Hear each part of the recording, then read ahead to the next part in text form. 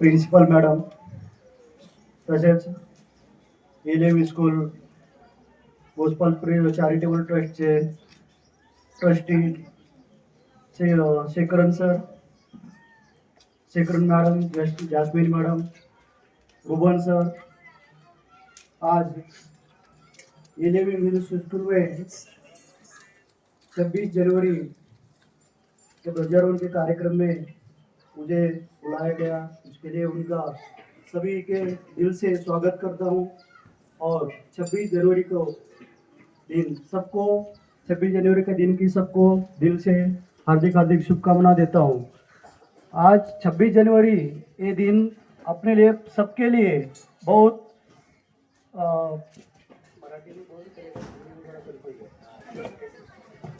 26 जानेवारी हा दिवस आपल्यासाठी खूप महत्त्वाचा आहे, कारण आज आपल्या 26 जानेवारी या दिवशी आपल्याला स्वातंत्र्य, समता, सैनिक हे सर्व अधिकार मिळालेले आणि हे फक्त डॉक्टर बाबासाहेब आंबेडकर यांच्यामुळे मिळालेलं आहे। कारण 26 जानेवारी 1950 या दिवशी भारताची राज्यघटना लिहून डॉक्टर बाबासाहेबांनी एक राज्यघटना अंमलात आणून दिली। त्यामुळे या भारताला सर्वांना, सर्व जनतेला, देशातील सर्व जनतेला समानतेचा अधिकार मिळाला, जगण्याचा अधिकार मिळाला। त्या अगोदर आपल्या देशामध्ये एक असं बंधन होतं की आपल्याला स्वतः जगण्याचा अधिकार नव्हता, एक बंधन, कोणी लोकशाही नव्हती त्या अगोदर।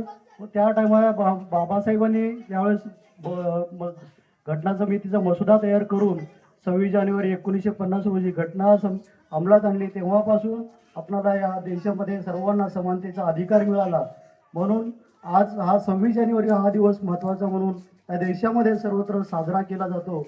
आणि आपण लहान मुलांनी पण डॉक्टर बाबासाहेब आंबेडकर यांचे विचार घेऊन 26 जानेवारी या दिवशी त्यांनी घटना जी तयार केली, ते 26 जानेवारीची घटना त्यांना तयार करण्यासाठी 2 वर्ष 11 महिने 18 दिवस इतका कालावधी डॉक्टर बाबासाहेबांनी घेतला।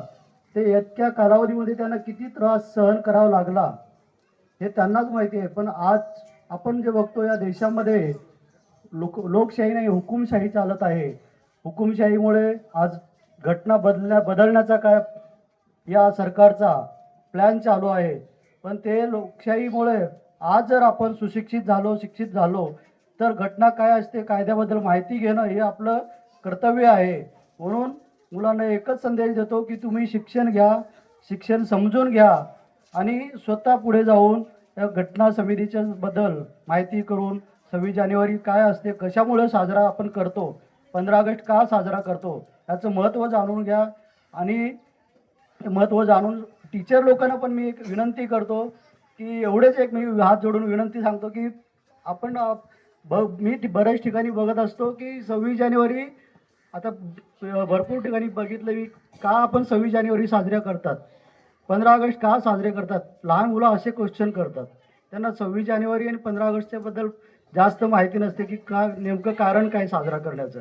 तर ते 26 जानेवारी आणि 15 ऑगस्ट ते का साजरा करतो आपण त्यांचं महत्त्व पटवून सांगितलं पाहिजे। कोणामुळे आपण साजरा करतो, 15 ऑगस्ट कधी आपल्याला स्वातंत्र्य कधी मिळालं, कुणामुळे मिळालं हे समजून सांगणं आपलं पण कर्तव्य आहे आणि लहान मुलं समजून घेणं त्यांचं फर्ज आहे।